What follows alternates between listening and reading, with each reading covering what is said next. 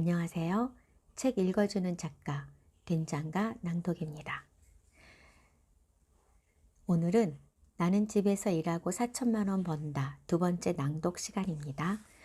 본문 내용 1장 왜 재택근무를 시작하지 않는가에 첫 번째 소제목 재택근무로 가정과 일 모두 잡아라 이 내용을 낭독하도록 하겠습니다. 선진국 중심으로 재택근무 제도가 점점 확산되고 있다. 재택근무란 주요 업무 시간에만 회사에 나가 일을 보고 대부분 집에서 일하기 때문에 가사 및 육아에 도움이 되는 제도다. 일본의 경우 재택근무 제도가 더욱 빠르게 확산되는 추세다. 일본의 대기업 토요타, 혼다, 시미즈 건설 등은 오래전부터 재택근무 제도를 시행하고 있다. 가장 큰 목적은 저출산, 고령화 추세에 대응하여 유능한 인재를 확보하는 것이다. 개인 특성을 고려한 근무 형태로 회사를 떠나려는 인재를 지키고 젊고 유능한 인재를 지속해서 수혈하기 위한 선택이다. 이러한 흐름에도 한국에서 재택근무는 아직 낯설고 불안한 제도이다. 집에서 근무를 하다 보니 잠옷 입고 하는 일이라며 부정적으로 바라보는 시선도 많다. 하지만 재택근무 시행으로 부정적인 결과보다는 긍정적인 결과를 더 많이 얻고 있기 때문에 재택근무 제도화는 점점 가속화될 것이다. 중국 온라인 여행사 시트립은 직원 절반에게 9개월간 재택근무를 할 수 있는 기회를 주어 비용과 이직률을 낮출 수 있는지 알아보기로 했다. 결과는 놀라웠다. 재택근무자들의 업무 성과가 떨어지지 않을까 우려했던 것과 달리 노동 생산성은 13%나 향상되었다. 사무실에서 근무할 때보다 휴가와 병가를 덜 내고 하루에 일하는 시간이 더 길었다. 또한 사무실에서 근무한 직원보다 퇴사 인원도 절반이었다. 집에서 근무함으로써 직장에 대한 만족도가 더 커지고 스트레스를 덜 받았기 때문이다.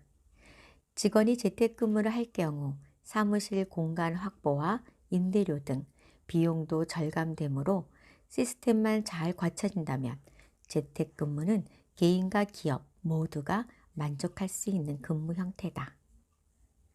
재택근무를 통해 육아 문제가 해결이 되면 현재 급격히 떨어지고 있는 인구수 증가에도 도움이 될 수 있다. 현재 우리나라의 출산율은 세계 220위에 머물고 있다. 결혼 정년기의 여성들이 결혼과 출산을 기피하는 가장 큰 이유는 육아 때문이다. 직장 여성들이 결혼이나 임신을 하게 되면 일을 그만두지 않고서는 제대로 가정을 꾸릴 수가 없는 것이 우리나라 기업 문화의 현실이다.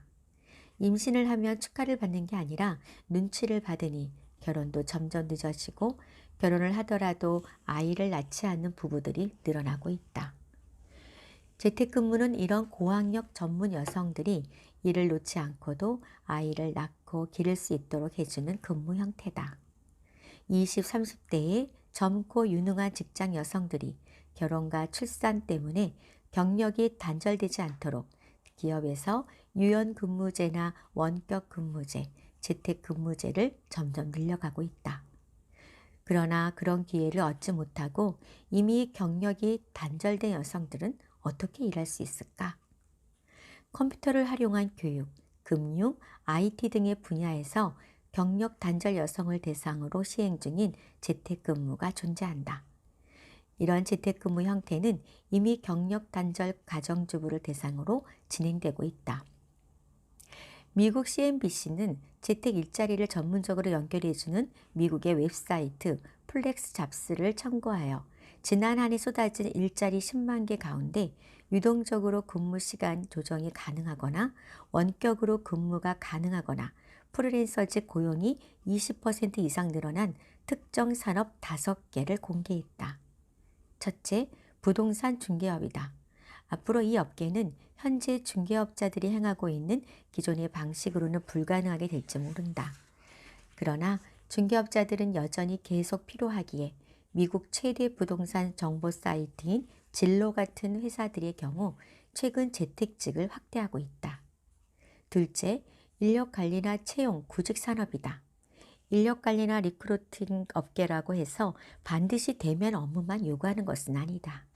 글로벌 인사, 채용 컨설팅 기업 에이온 휴잇, 제록스 등과 같은 기업 역시 최근 인사 채용 분야에서 재택 직무 모집을 계속해왔다. 채용 정보를 온라인 등에 올리는 직원들이나 인사 전문가, 인사 관리자 등이 이 분야 재택직에 해당한다.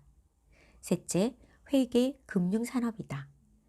웰스파고나 얼리 파이낸셜, 시티 등 대형 금융 서비스 업체도 회계나 금융 분야에서 재택 원격 근무 채용을 확대하고 있다. 회계사, 회계장부 담당자, 감사관 등이 여기에 포함된다. 넷째, 제약업계 산업이다. 성장 산업 가운데 하나인 제약업계는 최근 원격 재택 업무나 유동적인 근무 시간에 따라 업무를 수행할 직원들을 모집 중이다. 마지막으로 교육 훈련 분야이다. 가르치는 행위가 학교 교실에서만 이루어지는 것은 아니다. K12, 카플란 등 미국 교육 업체들 역시 재택근무를 확대하고 있다. 온라인 강의 강사, 시간 강사, 가상 교사 등 여기에 해당한다. 나는 이 5가지 분야 중에서 교육, 훈련 분야에 대해 이야기하고자 한다. 우리나라의 컴퓨터 보급률과 인터넷 서비스 분야는 세계 최고다. 또한 교육열 또한 세계 최고를 자랑한다. 이러한 흐름에 발맞춰 온라인 학습 분야는 계속 성장세를 보이고 있다.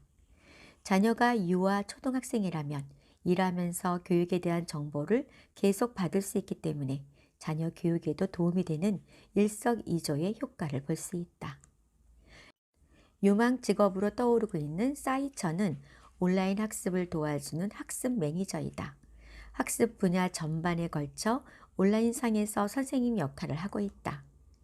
집에서 교육업체의 프로그램이나 교재를 받아서 공부방, 논술방 등을 운영하는 것도 일종의 재택근무다. 금융권에서도 주부를 대상으로 재택근무를 점점 넓혀가고 있다. 보험회사의 대출 업무 상담이나 사고 접수 등은 회사에 출근하지 않고 컴퓨터와 관련 프로그램만 갖춰져 있으면 업무가 가능하기 때문이다. 재택이라는 키워드로 검색을 하면 매일 2시간만 투자하면 수백만 원을 벌 수 있다며 유혹하는 아르바이트들이 많다. 대부분 초기 투자 비용이 들어간다거나 문어발식으로 소개해야 수익이 창출되는 곳들이 많으니 신중하게 선택해야 한다. 재택근무를 선택할 때에는 내가 일하는 회사가 믿을 만한 곳인지 따져봐야 한다. 그리고 내가 선택한 일이 자녀에게 자랑스럽고 미래지향적이며 누구에게나 명함을 돌릴 수 있는 일인지 생각해 보고 선택해야 한다. 그래야 내가 하는 일에 비전을 갖고 장기 계획을 세울 수 있다.